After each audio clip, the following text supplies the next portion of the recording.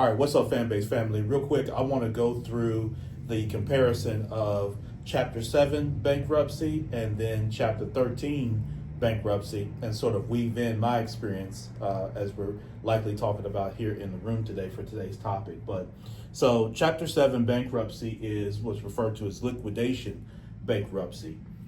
It basically eliminates all your sort of unsecured debts, right? So credit cards, lines of credit, other sorts of debt that you have that's not tied to any sort of asset or collateral. You have the opportunity to liquidate that. Who typically qualifies are really at all income levels, but certainly at the low income level, you're probably going to be more likely to qualify, especially in this environment. But they are going to do sort of a review, and one of the things that they're going to review is your assets and what they refer to as exempt versus non-exempt assets. And so non-exempt assets can be sold to actually repay the creditors. And so when I went through this, I went through a bankruptcy in 2013 that was actually finalized early in 2014. And I'm sure I'll share this in the room.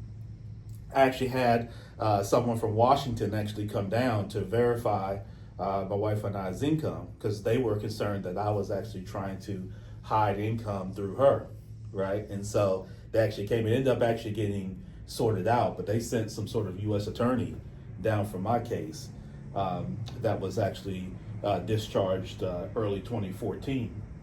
But so they are going to go in and double check that. So your assets like your house and your car, things like that could be in jeopardy. Usually takes about 3 to 6 months, sometimes shorter depending on your area.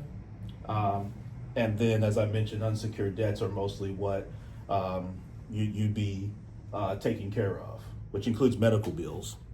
Something else is sort of your home and your car. That's another big thing. Now, I'm sure I'll share the story here in the room, but I actually got the jump on them because when they were looking for my truck at the time, when I did a Chapter 7, I actually traded it in. So I had a good bit of equity, so I knew they wanted it.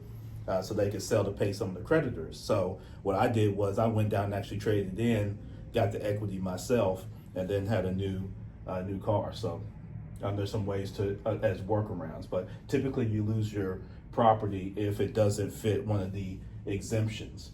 Chapter 7 stays on your credit report for 10 years. And so that's something else to keep in mind. Of course, it's discharging most of your debts.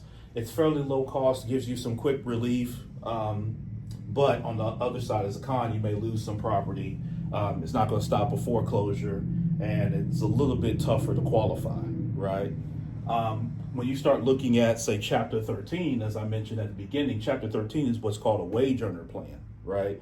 So it's basically a repayment plan. So you're going to repay your creditors.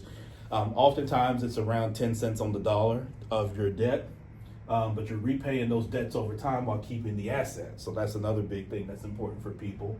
So if you have sort of a regular income and you're just trying to get back on track, a lot more people tend to qualify a lot of times for Chapter 13, which creates some issues sometimes around that. But it's typically a 3 to 5 year plan that it takes. Now, one of the things you got to be careful with on the Chapter 13 that you want to double check is make sure that your creditors don't come back to you after the plan, right? We may get into this in some of the room, but a lot of the same debts as in Chapter 7 are what's covered, a lot of your unsecured debts and even some of your secured ones.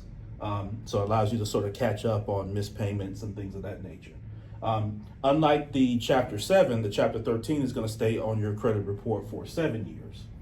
Versus 10 on Chapter 7. So it'll help you avoid foreclosure, allows you to keep your property so you don't have to worry about that exempt or non-exempt sort of piece that comes up with Chapter 7. Allows you some payment flexibility. Some of the cons on it is a little bit longer commitment, whereas Chapter 7 kind of eliminates it fairly quickly after a few months. You're going to be 3 to 5 years of still sort of making payments. It's a little bit higher cost, right? It's another reason they route people through it in the courts. And you have to stay current on the payments because, man, one of the worst things you can do is get on a Chapter 13 and then not fulfill the plan. And if you miss a payment, definitely go come for you. Those creditors are gonna go straight to the courts and they're gonna come get you. So this is kind of the comparison between chapter 7 and chapter 13. Let's get back to the conversation.